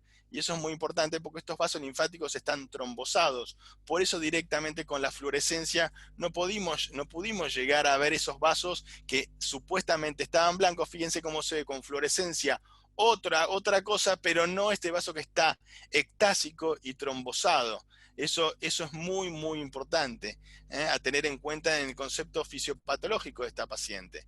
Fíjense cómo se ve la imagen se ve el kilo, pero acá no se ven los vasos que están trombosados. Sí se ve del exudado cómo se ve ese kilo fluorescente a través de la fluorescencia que hicimos. Entonces lo que hicimos fue tratar de captar un epiplón, que obviamente que estuviese bien coloreado con fluorescencia, obviamente con gran cantidad de vasos y ganglios linfáticos, y hacer una resección prolija y hacer una extrapolación, anatomizar la pequeña arteria y la vena a nivel de la región inguinal, de las regiones inguinales, y estos son los resultados del pre y el post. Son tratamientos paliativos, porque esto no olviden que es una malformación. Entonces lo que tratamos de hacer es darle una mejor calidad de vida y utilizar, obviamente, el paciente tiene que tener en claro que tiene que usar un soporte. En este caso son soportes de tejido plano, que son muy buenos para este tipo de pacientes. Por último, creo que me queda muy poquitito y después entran 2 o 3 cirugías y nada más. Muchas veces para cirugías complejas, como en este caso es una malformación del kilo, que es muy compleja, tratamos de diseñar distintos tipos de cirugías, pues un quiste que se metía dentro del mediastino. Tratamos de esclerosarlo, de embolizarlo, y no hubo caso. Fíjense la gran hipertensión, obviamente es una malformación muy compleja que tenía fístulas quilocutáneas también en la región inguinal, y lo que tratamos de hacer es diseñar una cirugía, que la diseñamos junto con el doctor Papendiek, hacer una derivación cistovenosa, o sea, del quiste quiloso, esa malformación compleja de kilo, con una vena que esté valvulada. y la desarrollamos en el Hospital Militar con todo el equipo. Entonces lo que tratamos de hacer es hacer una derivación, un tratamiento paliativo, ahí van a ver el gráfico, cómo se ve la vena yugular externa, cómo se ve el quiste quiloso. Entonces con una vena valvulada evitamos el reflujo de sangre dentro del quiste y justamente encontramos por ultrasonografía una vena que esté valvulada, la localizamos, la identificamos, abrimos el quiste, abrimos la vena, hicimos la anastomosis. Y ahí vamos a ver, son tratamientos paliativos, porque este paciente es una gran malformación muy compleja de tratar. Y esta es una técnica de diseño del doctor Papendiek que justamente está diseñada para tratar la hipertensión linfática en este tipo de síndromes, donde son síndromes combinados, donde la hipertensión linfática hace que tenga esas linfangiectasis hemorrágicas. Entonces es un miembro que tiene hipertensión venosa, porque es un hipertensión que tiene hipertensión venosa. Entonces lo que se hace es traer una vena safena del otro lado y es combinar la técnica de Palma con una técnica Olszewski. Es una variación que hace el doctor Papendiek. Y ahí van a ver, yo no me quiero detener demasiado en explicar esto, pero es una técnica que diseñó él para tratar de reducir la hipertensión linfática en este miembro que está mal formado y que no se puede utilizar ninguna vena porque está en hipertensión. Con respecto a las cirugías propias del sistema linfático, también depende de la estadificación que tenga ese paciente. Obviamente, cuando son estadios muy precoces, van a ser mejores los resultados, pero lo más importante es aclarar al paciente que no hay resultados milagrosos. Los resultados milagrosos no existen. Por eso es muy, muy importante dejárselo en claro. Y depende si es un linfedema primario o un linfedema secundario. Entonces nosotros lo que hacemos es tratar de ayudar al paciente para que siga con la rehabilitación, y eso es muy importante dejárselo en claro, que continúe con la rehabilitación después de la cirugía, y le damos un porcentaje de mejoría, que puede ser un 15, en 20, en 30%. Nunca va a ser el 100%, pero mejor va a ser que no hacer absolutamente nada. Y son cirugías de baja complejidad, no tienen demasiada complejidad. Esto es una anastomosis directa y esto es una operación de Olszewski, es una operación ganglio-venosa como la que vieron recién. Van a ver el colector, el ganglio está montado sobre la vena.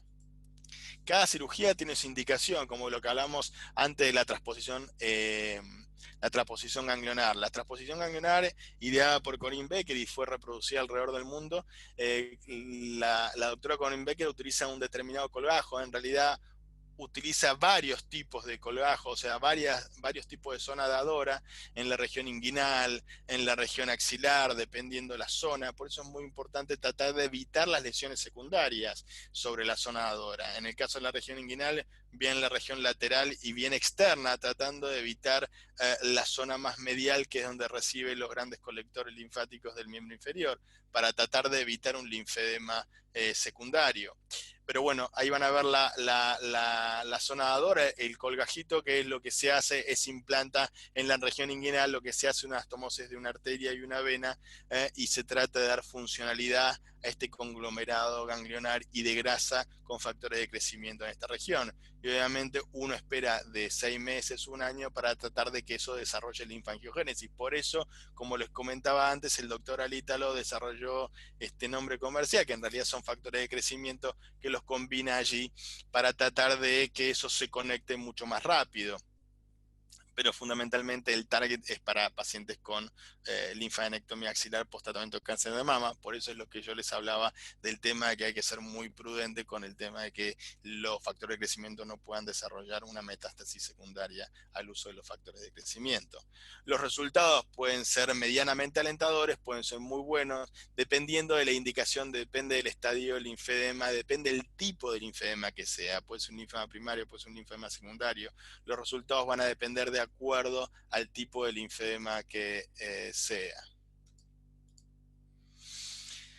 Y otro caballito de batalla de muchos cirujanos plásticos es el tema de la liposucción, cosa que me parece que está muy bien, pero no solamente liposucción aspirando grasa, porque en realidad cuando aspiramos grasa estamos aspirando la complicación de algo que es muy frecuente en el linfedema, que es la hipertrofia grasa.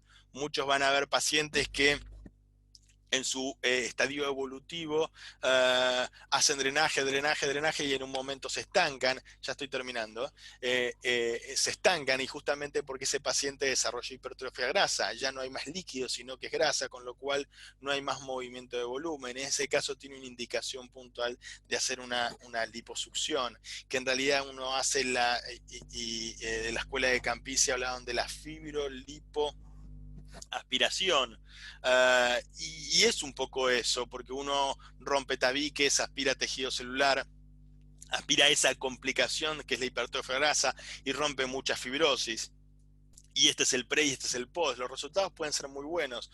Ojo, el paciente netamente tiene que estar con la compresión permanente, porque el problema del linfedema es la compresión posterior que va a tener. Y eso es muy importante dejárselo en claro. Cuando yo al paciente le saco la compresión, por eso hay muchos lugares donde fundamentalmente se enfocan en la compresión. Cuando yo le saco la compresión, obviamente el ideal, como les digo, es hacer drenaje linfático 3 veces por día, como en la clínica Feldi, como muchos centros de rehabilitación. Pero ¿qué pasa? También uno se tiene que adecuar a las necesidades de cada paciente y económicas o las distancias que tenemos.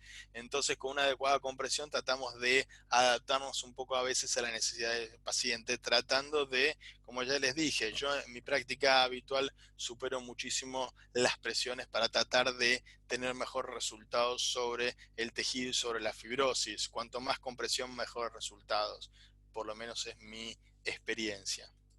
Bueno, estas son algunas de las bibliografías donde yo participé como coautor también con el doctor Papen y de algunos libros, que se los dejo después poco eso para que los puedan ver. Y finalmente quiero agradecer esta invitación y haberme permitido difundir un poco parte de lo que uno hace diariamente y lo que ama, y agradecer a todo el equipo de trabajo, a todos nuestros formadores, muchísimas gracias. Miguel, muchísimas gracias. Perdón por el tiempo, ¿no? Porque no sé cómo... No. Nosotros ya sabemos, acá en Colombia y en general en toda Latinoamérica se sabe que hay un problema de física cuántica en la Argentina, donde cada minuto del resto del mundo es como un minuto punto 4 de tiempo argentino. No te preocupes que igual yo también tuve acá mis problemas técnicos. Estuvimos tratando de dar la solución rápidamente, no se hizo con la velocidad que hubiéramos querido. Tratamos de llevar la información, realmente se copó el poco cupo que teníamos nosotros en nuestra plataforma, porque estos temas que inicialmente creíamos nosotros que no iban a ser lo suficientemente taquilleros, fíjate que tenemos en este momento en Facebook Live, tenemos una cifra de 96 más los 100 que tenemos. No es la drástica y dramática que se puede ver con otro tipo de patologías, pero para hacer linfedema, créeme que es una cifra decente, bastante decente, y tú lo sabes. Has tenido auditorios, tuve la posibilidad de estar en uno de los congresos, en el Congreso Mundial que organizaste en Buenos Aires, y es un tema que si hace bien 10 o 15 años atrás reuníamos 15 o 20 personas en un auditorio, hoy en día la cantidad de personas y asistentes y de interés que hay en este tipo de patología llegan a unas cifras y a unos volúmenes muy altos. Esta es la prueba de esto, tenemos que volverlo a presentar, tenemos que volverlo a hacer, probablemente con una vuelta, un giro diferente a esta charla. Creo que estamos de acuerdo con el equipo de Abbott Colombia y en general que nos puedan seguir apoyando en este tipo de manifestaciones académicas. Y voy a darle espacio, si el doctor Valenzuela me lo permite, a las preguntas. ¿Le parece, profesor Valenzuela, si lo manejamos entre los dos? Usted, doctor, usted es el especialista, por favor. Bueno, entonces, Miguel, vamos arrancando con esta primera. Me dicen cómo se comporta el TSH y el perfil lipídico en el lipedema. Eso puede ser completamente normal. Hay pacientes que tienen alteración del movimiento de los valores de las hormonas tiroides y hay otros pacientes que no. Lo que sí está científicamente comprobado es el tema de los estrógenos y de que clínicamente se presenta con esas características. Después todo hay cosas que le faltan fundamentos. No necesariamente el paciente con lipedema tiene un hipotiroidismo, no necesariamente el paciente con lipedema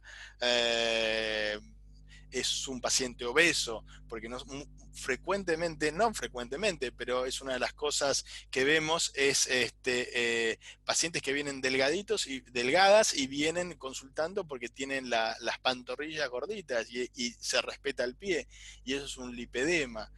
Como también vemos con mucha más frecuencia los pacientes donde son muy borderline con la obesidad. Hace un tiempo, creo que en el año 2015, en la Feldy Clinic, de un solo año, creo que eran 2.500 pacientes, del ingreso de los pacientes con lipedema. Si mal no recuerdo, solamente el 3% eran pacientes con lipedema puro sin obesidad. El 88% eran pacientes obesos. Creo que lo que me queda es el 9% eran pacientes con sobrepeso. Pero es terrible la relación que tiene. Por eso son pacientes borderline que se los confunde mucho. Pero yo creo que lo que hay que destacar es el tema del rol del drenaje linfático, que ayuda, pero si está médicamente indicado, cuando es lipedema puro es bastante controvertido. Y los estudios lo ponen ahí medio en evidencia, no hay nada científicamente comprobado. Y esas microlinfografías donde se basan mucho en los estudios que citan de Amann-Besti son microlinfografías y son pacientes con un body max muy alto, más de 32. Tengo una segunda pregunta que me están haciendo acá por todos los frentes de chats. Cáncer activo y linfedema. ¿Qué piensa del drenaje linfático? No, no. Mira, con la experiencia de haber visto algunos pacientes y con el tiempo y charlando a veces en charlas de café con colegas, cuando algo huele mal es porque el paciente, como ya le dije, es muy frecuente ver pacientes con linfedema secundario a tratamiento de cáncer de mama, que es, aunque quieran decir que no, es el linfedema, es el linfedema más frecuente en los países industrializados y está estandarizado de esa manera. Entonces, cuando vos empezás a trazar un paciente y ves que haces de todo, no va ni por casualidad, por arriba, por abajo en el drenaje, le haces, ahí empezá a buscar otra cosa porque probablemente tenga algo que esté en actividad nuevamente. Entonces es muy importante tratar de darse cuenta con los signos muy precoces. Cuando el paciente no responde a la terapéutica, hay que hablar con el oncólogo y decir, busquemos otra cosa. Hay pacientes que venían con un edema, pacientes con una patología oncológica ya recuperada y rehabilitándose de su linfedema, y de repente nace un edema agudo muy importante, un linfedema recrudece todo y le empiezan a hacer drenaje linfático y empiezan a haber metástasis a nivel de la piel.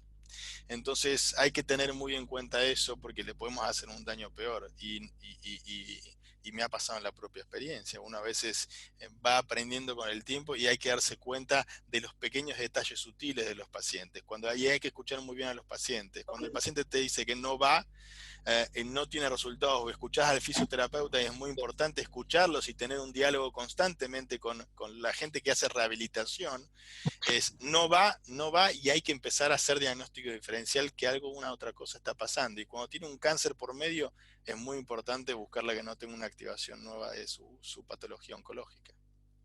Muy bien, me preguntan también, Miguel, el rango de compresión que se debe utilizar con este tipo de pacientes y si hay un timing en el cual debamos iniciar una compresión más baja, clase 1, para elevar a clase 3, clase 4, ¿cómo lo recomiendas? Mira, la gente yo soy muy particular y en eso me hago responsable de mis palabras. Yo soy un poco hereje en todas las terapias y trato de adaptarme un poco a cada paciente. Yo tengo pacientes que vienen del interior del país y que viajan miles de kilómetros tratando de venir a buscar una solución. No porque seamos buenos, sino porque vienen derivados porque tratando de buscar una solución y por el antecedente del hospital y la historia que tiene en el tratamiento de esta patología. Y uno se tiene que adaptar. Lo ideal sería internarlo, hacerle drenaje 3 veces por día y mandarlo con un soporte, que yo en especial para el linfedema es la media de tejido plano, para mí es la ideal. Ahora, el tema de la compresión, coincido que cuanto más compresión en un paciente cuando tiene mucha fibrosis, yo tengo mediciones de presión sistemas de medición de presión automáticos digitales, y yo hay pacientes que se van con una compresión de 80 milímetros de mercurio. Hay medias comerciales que llegan a 80 milímetros de mercurio. Entonces, el paciente durante 48 horas le molesta la compresión, pero hay que hablarlo con ellos, porque los mejores resultados, quizás es un paciente que se va con un vendaje. Yo utilizo mucho vendaje autoadherente, no quiero dar nombres comerciales ni nada, vendajes con fundamentalmente vendajes inelásticos, y esa es la clave, utilizar soportes inelásticos de entrada, vendas inelásticas, porque cuando usas algo elástico cede y no tenés resultados. ¿Qué es lo que pasa con las medias en general? La media, aún a la de tejido plano, el soporte de tejido plano tiene cierta elasticidad y va cediendo con el tiempo. Por eso todas las empresas no son tontas y empezaron a diseñar los sistemas con velcro. A ver, la cuestión de los sistemas con velcro es porque es fabuloso para mantener la compresión a través del tiempo, que es lo que perdés con una media. Con una media vos te la pusiste hoy y dentro de una semana no te digo la mitad de la compresión, pero vos hoy con los sistemas digitales para medir la presión te das cuenta que perdió mucha más compresión de lo que la media tenía hace una semana. Y eso imagínate a través del tiempo. Y no hablemos de los costos que tiene una media, ni hablemos de la media de tejido plano que es esa confección. Pero claro, los sistemas con velcro, por eso todas las empresas se volcaron al velcro. ¿Por qué? Porque con el velcro lo que va haciendo el paciente es tratar de ajustarse la compresión y mantiene la compresión a largo plazo. Son fabulosos, pero son incomodísimos. O sea, es difícil que el paciente se adapte al sistema con velcro. Es bárbaro, todo funciona muy lindo, pero lo tratamos, en mi experiencia, que lo trate de usar o en la casa, obviamente si el paciente es deportista o usa ropa deportiva, pero el paciente que usa un zapato de oficina no puede usar ese tipo de compresión. Es fabulosa porque te vuelvo a decir, yo he llegado a medir 80 milímetros de mercurio con un velcro. Hoy día yo creo que el tema es buscar la comodidad, buscar la compresión. En el ABF, vos lo habrás visto, había sistemas de presoterapia secuencial ambulatoria. Se la ponía al paciente como una media, en realidad eran como unos velcros, y el paciente digitaba la compresión que quería, y eso yo creo que es lo que viene, y son terapias ambulatorias. Obviamente también son incómodas y toda la cuestión, pero yo empiezo con compresiones muy altas y en principio con vendajes que sean inelásticos, y después voy agregando de baja elasticidad para terminar el vendaje.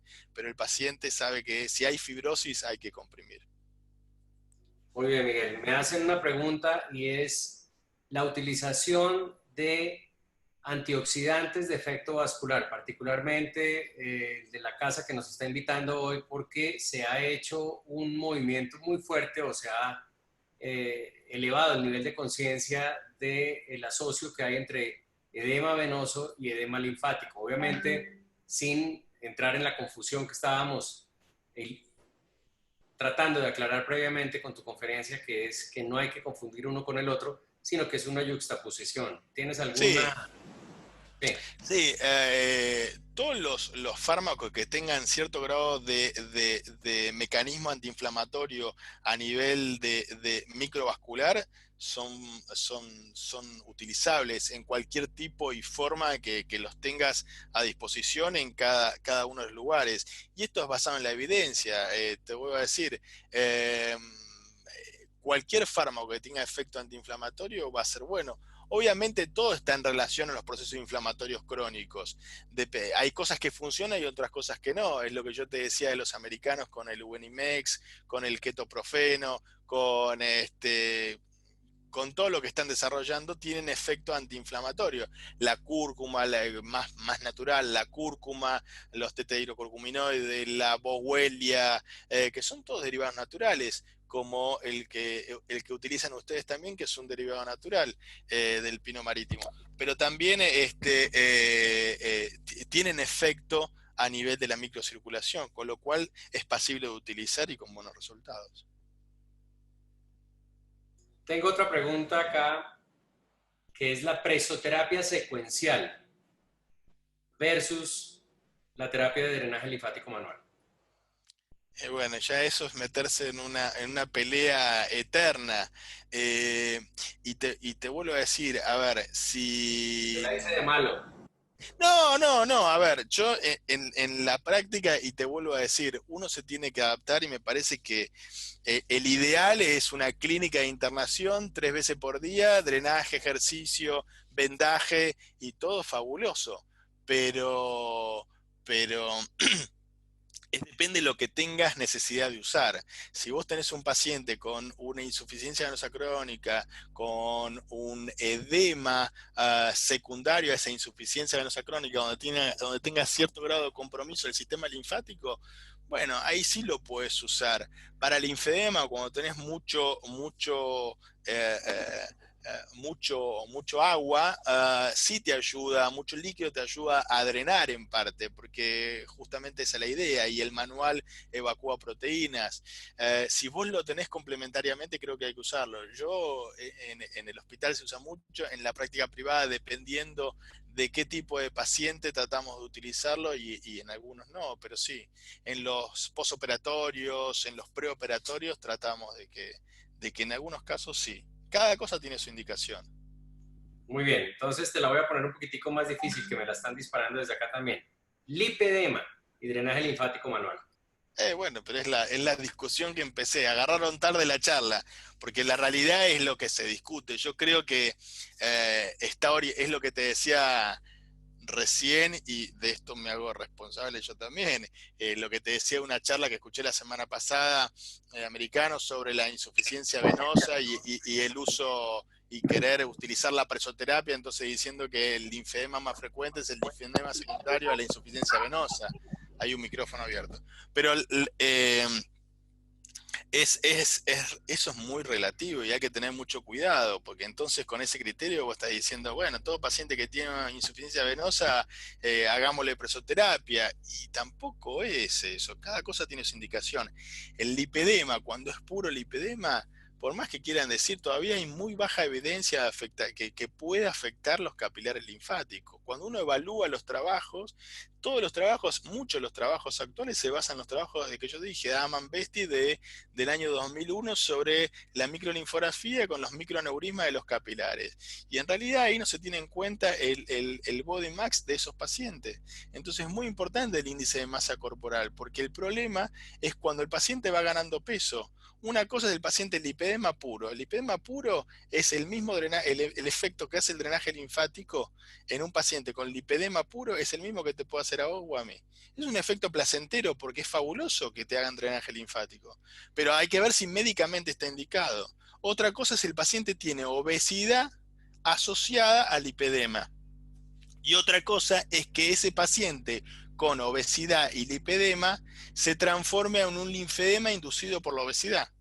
Son cosas completamente distintas. Si es lipedema puro, digo, no hay evidencia que el drenaje. ¿Qué pasa? Se trata de volcar todo esto, ¿para qué? Para que se incluya dentro de los planes médicos y que se pueda hacer drenaje, pero no hay evidencia clara de que haya afectación y que haya permeabilidad, aumento de la permeabilidad y líquido a nivel intersticio, y que eso genere el dolor y que genere la hipertrofia grasa y toda la cuestión.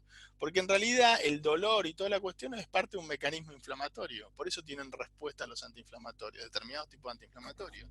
Pero una cosa es si vos tenés lipedema solo, otra cosa es lipedema y obesidad, y otra cosa es si desarrolló la obesidad, linfedema. Por eso no es que evoluciona el lipedema, lo que lo complica es cuando el paciente empieza a ganar peso. Cuando el paciente aumenta de peso es donde empieza a tener los problemas, donde empieza a retener líquido, porque si le echamos la culpa a la permeabilidad capilar, entonces el edema cardiogénico tendría que tener dolor. El paciente con un edema cardíaco no tiene dolor, le puede molestar un poco por la tensión y toda la cuestión, pero no es un efecto de la permeabilidad capilar. O sea que es bastante relativo eso y bastante discutido. Por eso no hay demasiada evidencia para poder indicar el drenaje y que tenga efecto. El efecto va a ser placentero, no digo que no, pero hay que ver si médicamente está indicado. No puedo estar más de acuerdo contigo. Yo creo que son fenómenos y fundamentos diferentes y que hay que entrar a trabajar directamente para poderlos analizar. Hay una serie de elementos que desde los primeros trabajos de Helen Sevick, que la tuvimos hace unos 3 o 4 años, la trajimos acá en asocio con la Casa Vascular que nos está acompañando hoy, nos enseñaba sobre la utilización del NIR, que mostraste muy claramente con el verde indocianina. Hay una serie de problemas tácticos que tenemos nosotros con los servicios de salud en Colombia para la importación de este elemento y la utilización de ese elemento dentro de vía o mediante inyección.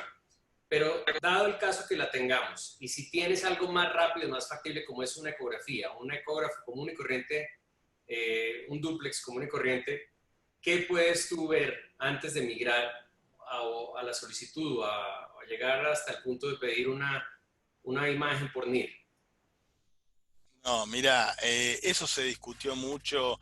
Hoy día hay equipos de ultrasonido con transductores de 50 MHz y transductores de muchísima resolución, fotoacústicos, mezclados con tecnología fotoacústica, hacen reconstrucciones y todo. Puede ser muy bueno, pero yo que en lo particular y en la experiencia personal mía, que vengo de la anatomía del sistema linfático, ver en vivo e en directo ese vaso linfático, cómo se está moviendo ese colorante como si fuese la linfa dentro del vaso linfático, no hay ninguna información, ningún otro medio que te plantee ese tipo de resolución. Es un método que es in vivo, en directo, sin radiación, sin nada, y es fabuloso. Cuando vos haces una ultrasonografía, cuando vos haces un Doppler, lo que sea, vas a ver, y esto siempre me causa un poco de risa, porque no risa, porque lo que se plantea es que se ven lagos linfáticos, y en realidad es edema, es líquido que hay, pero nadie te garantiza que eso sea linfa. Entonces no se puede decir como lagos linfáticos. Alguien se manda a decir que se pone a decir que es lago linfático. ¿Y qué resolución tiene eso? Hay equipos de alta resolución, yo no me acuerdo ahora cómo es que, creo que es el Bebo, que hace reconstrucciones, que se presentó ya desde el año pasado, que hace reconstrucciones y se puede, con un equipo de muchísima alta resolución, se puede llegar a ver algún vaso linfático. Pero eso no te da tampoco ninguna información funcional, como te lo puede dar la linfo por fluorescencia. La linforresonancia en lo particular nos cuesta mucho reproducir las técnicas de los japoneses o los chinos, que tienen imágenes fabulosas, o los franceses. Se ven cosas, pero no es lo que se muestra, nos cuesta muchísimo. Tal vez el contraste, que son derivados del gadolinio, el gadobutrol, pero nosotros no utilizamos derivado del gadolinio puro, y lo utilizamos transganglional, lo utilizamos intersticial, y las imágenes no llegamos, y utilizamos equipos también de buena resolución, de 3 Tesla y toda la cuestión, pero no son del todo buenas. Nos cuesta mucho llegar a eso, pero me parece que te vuelvo a decir, ver en vivo y en directo ese vaso linfático, y vos le sacaste, como vimos la otra vez, un pequeño lipomita le sacaron a una paciente y desarrolló un edema, un estadio de INT 0 y 1, y cuando le hacemos la linfografía se ve semejante reflujo con circulación colateral. Entonces, a veces hay que tener cierto reparo con qué cosas pedir y qué no. Hablando de esto, me olvidé de comentarte algo que también está publicado y que nosotros tenemos algo de experiencia con el uso de tratamientos tópicos. También en algunos pacientes hemos llegado a utilizar como mecanismo antiinflamatorio para edemas muy localizados, donde confirmamos por linfografía por fluorescencia el tacrolimus tópico. Y tiene muy buena respuesta, muy buena respuesta. Hay pocos trabajos donde hablan del uso del tacrolimus tópico. El tacrolimus como un inmunosupresor, como mecanismo antiinflamatorio, para edemas de muy poco tiempo de evolución, obviamente con la indicación puntual. También tiene buenos resultados. Incluso para las linfangiectasias hemorrágicas que vimos recién, que yo mostré en el caso del clippertrone, también puedes utilizar o rapamicina tópica o el tacrolimus tópico, y tiene muy buena respuesta también. Bueno, acá hay varias cosas, y se nos abre, estoy absolutamente de acuerdo contigo, y quienes trajinamos con este tema de linfáticos, vemos con cierta preocupación unas patéticas imágenes de linfocintigrafías que no aportan mayor información, una linforesonancia que es una imagen estática, una cohorte con una información muy limitada propia de quienes ven en blanco y negro, y a nosotros como cirujanos vasculares que nos gusta ver en colores y que tratamos de hacer las cosas en 3D, nos interesa muchísimo hacer algo mucho más dinámico y más fisiológico. Acá es donde el NIR tiene una importancia vital en este proceso. Independiente de los temas políticos de si podemos o no podemos trabajar e inyectar el verde indocianina, si lo usamos, si lo trabajamos como algo off-label, y si logramos tener nuestra cámara en NIR acá, en nuestras unidades de linfedema, en nuestras unidades de linfología que se están montando, y particularmente en esta clínica, lo estamos haciendo en conjunto con nuestra internista vascular, la doctora Montenegro. Queremos tener toda la información posible que no la ves en los medios, en la literatura científica, de tipo anatómico y fisiológico, más allá de lo que es la anécdota como tal o la receta como tal de cómo se hace este tipo de proceso. Me refiero a que de 6 años para acá que ha migrado este tipo de proceso de estar en animales a pasar lo que estamos haciendo y a lo que están haciendo ya en la laparoscopia y la enseñanza que podemos obtener de ellos. Quiero invitarte a que, basado en la extensa experiencia que tienen ustedes en el Instituto Favaloro y en tu hospital militar, puedas, con la gentileza, si le parece, profesor Valenzuela, que lo tengo ahí también, usar su nombre nuevamente, capitán, y volverlo a traer hacia nuestra plataforma ya un poco más sólida y más sofisticada en una segunda versión que le prometo que la tengo de aquí a 2 o 3 días, para poder tener una charla sobre la utilización del NIR y el aporte fisiológico y patológico que nos pueda dar el NIR en los pacientes de linfedema. ¿Sí o no, capitán? Con todo gusto, hablamos con Camilo y lo programamos y lo hacemos. Y me ha faltado, claro que sí. Gracias, doctor Valenzuela. Capitán, ¿qué dice? Perfecto, con mucho gusto.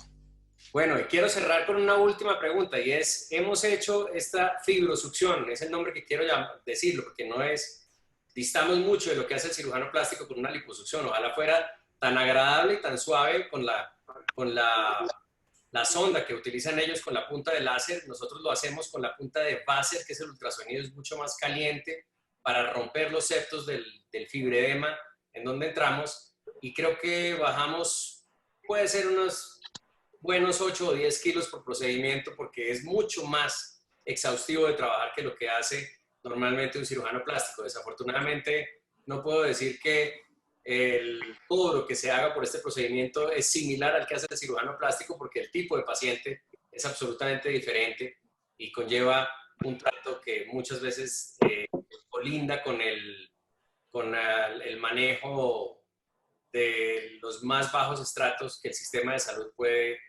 llegar a cubrir. Cuando llegamos a ofrecerle al paciente un tratamiento de una fibrosucción y cuando seguimos insistiendo en terapia, en manejo y en terapia médica. Mira, ahí se abren distintas posibilidades. Todo depende de lo que logremos con el tratamiento médico previo. Por eso es muy importante, todos los pacientes antes de someterse a algún tipo de tratamiento quirúrgico pasan por un tratamiento médico. Eso ya de por sí, como estandarizado está. Después, si hacemos cirugía resectiva, porque muchas veces es combinación de técnicas.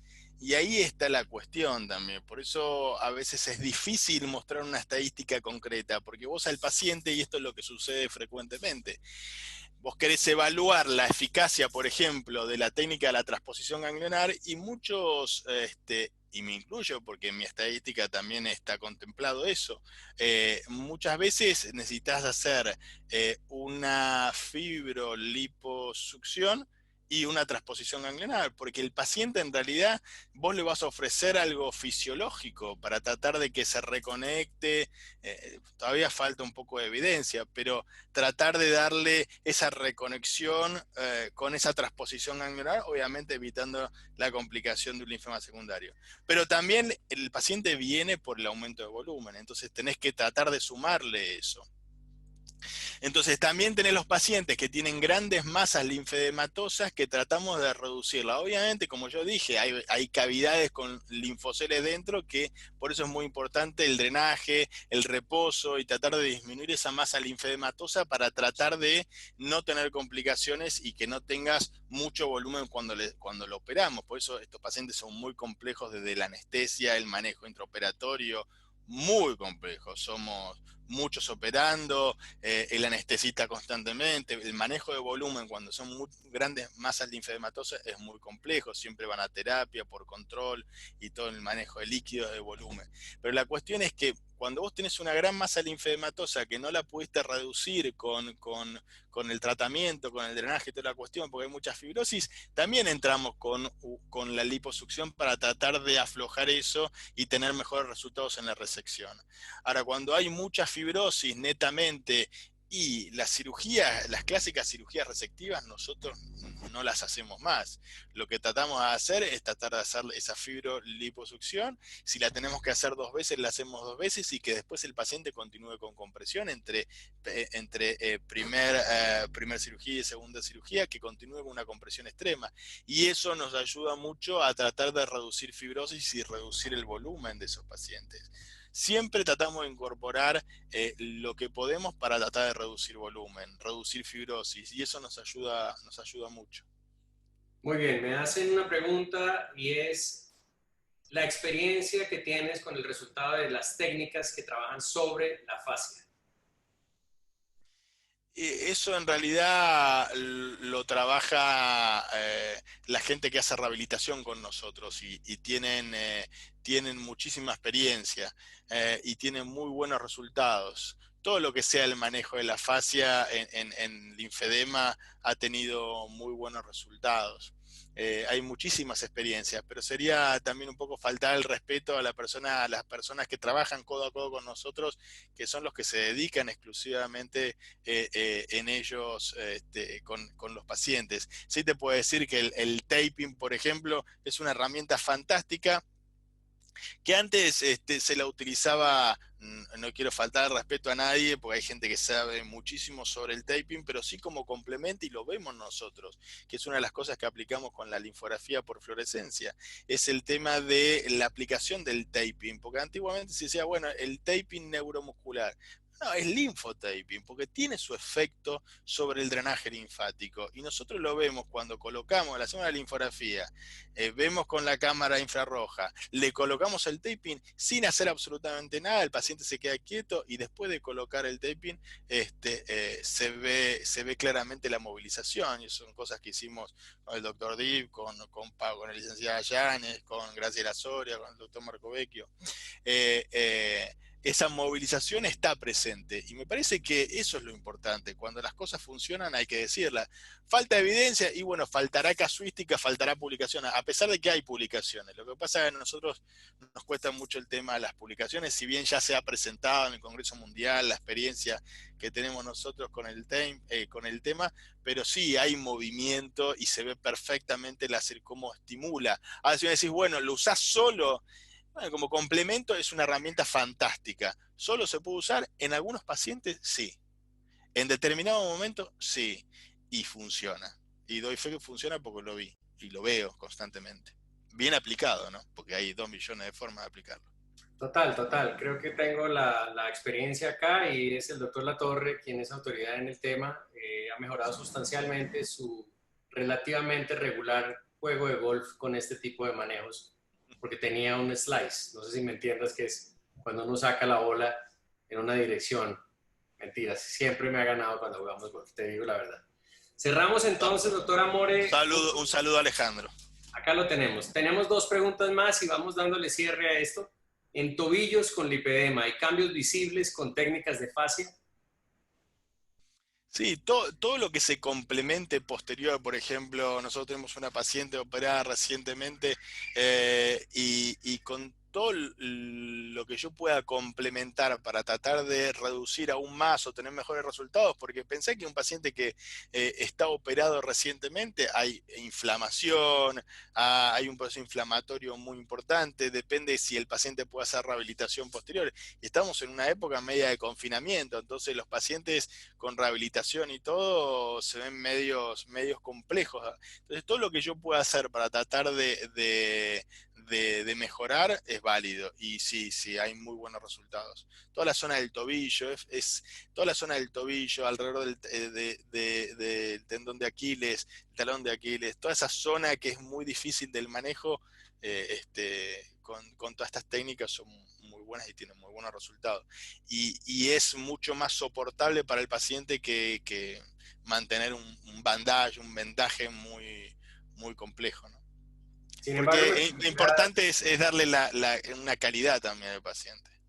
Miguel, me permitirás hacer una acotación y he oído, particularmente en tu tierra, hay conferencistas que hablan de métodos que no sé cómo calificarlos más allá de, pueden ser o anecdóticos o no alopáticos, que son la utilización de láser transcutáneo para linfedema y la utilización de magnetoterapia para linfedema.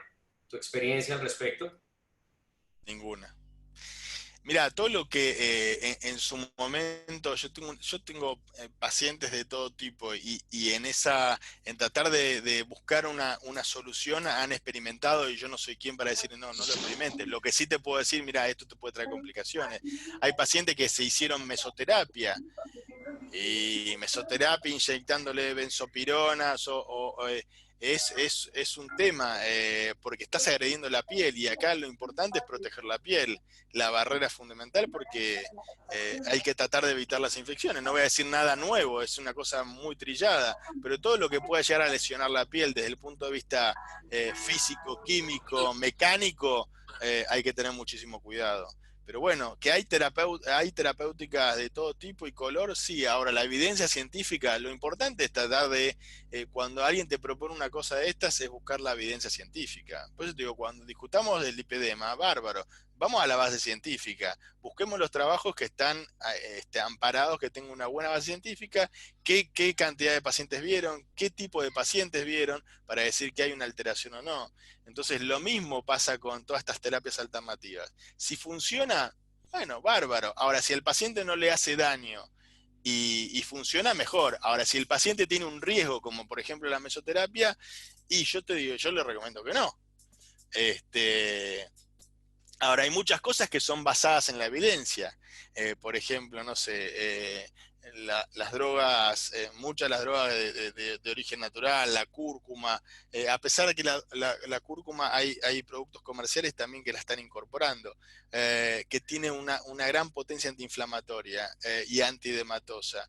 Y hay estudios que dicen no, porque no se absorbe por la cantidad que tiene que ser muy alta, y que o la capsaicina, derivado del pimiento, del ají picante, que también tiene efecto antiinflamatorio y toda la cuestión. Pero bueno, esto también es basado en la evidencia. Si al paciente no le hace daño y lo quiere consumir, yo estoy de acuerdo con eso y lo acompaño. Pero hay que tener mucho cuidado de qué es lo que uno le da al paciente. Muy bien, y ya para cerrar, la última que me llega acá es tratamiento de ondas de choque. Ojo, conste con esto, el que dijo terapias alternativas fuiste tú, no yo. No, estamos hablando de terapias alternativas, lo que son no terapias, no, que son, a ver, que nadie se son alternativas, estoy totalmente de acuerdo. Que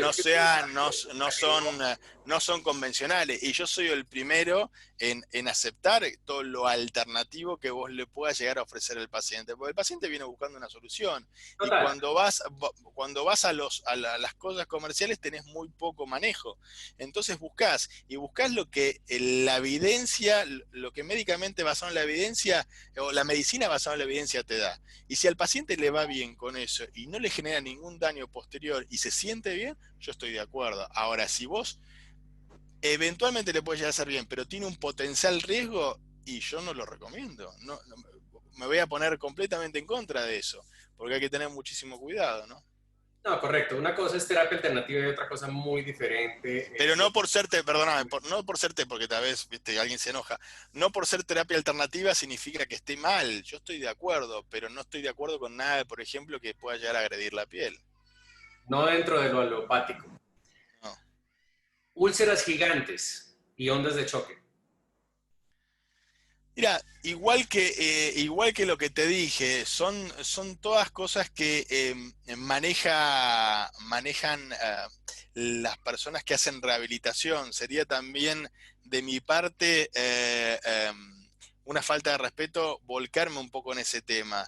Y te vuelvo a decir, lo que esté al alcance de la persona que trabaje con nosotros, que haga rehabilitación y tiene la posibilidad de hacer onda de choque, oscilación profunda, o todo lo que vos quieras, corrientes rusas, lo que vos quieras aplicarle al paciente y que le haga bien, me parece bárbaro.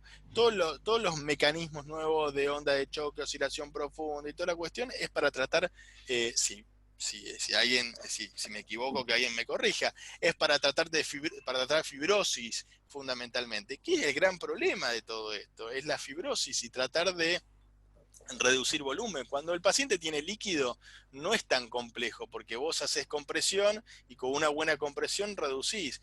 Ahora, si tenés fibrosis necesitas hacer mucha más compresión. Ahora, si a eso le agregás oscilación profunda, onda de choque o lo que vos tengas de alcance, me parece fantástico que ayude a reducir. Y tiene resultados, pero bueno, también depende de la cantidad de veces que se haga, de cómo se lo haga, de quién se lo haga, de qué tipo de aparato. Por eso te digo que es un abismo y sería una falta de respeto para la gente que se dedica exclusivamente a hacer rehabilitación de los pacientes que nosotros vemos habitualmente. No, claro, lo que sí quiero hacer, y nos encontramos hace unos meses, es, creo que una semana antes de que declararan esta pandemia, nos encontramos los dos haciendo lo que hay que hacer en estos casos y es crear la ciencia, es escribir las cosas, es publicar las cosas. Entonces, si uno tiene experiencia y si esa experiencia es beneficiosa y uno ha encontrado un efecto positivo sobre los pacientes, sea cual sea la experiencia de cualquiera de las corrientes que hay, lo que hay que hacer es colectar esa información, hacer un decante de la misma, organizarla y publicarla para que nos convenza o convenzamos a la corriente dura que hay en ciencia, porque es la manera de hacer precisamente esto, de hacer ciencia.